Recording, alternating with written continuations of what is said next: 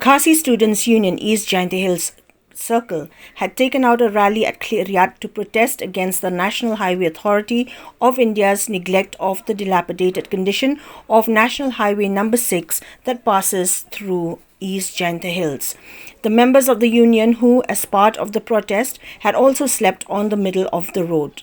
and were accompanied and supported by members of the public from several areas under East Jaintia Hills district. The crowd planted rice saplings all over the dilapidated highway to oppose the National Highway Authority of India's neglect of public request for repair of the particular stretch of highway.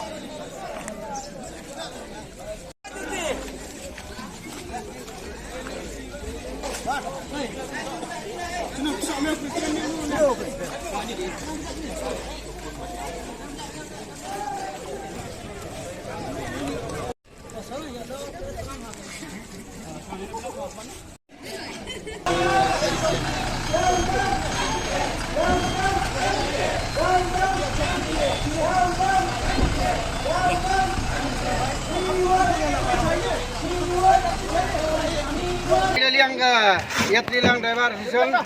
nisngi wada yoy serok untuk di ulai gari ite daw ban si thung di kubah serok yola tip sarkar upai upai i biat wan serok Khliehriat ni kubala hab sem go dia yo jubak iki tung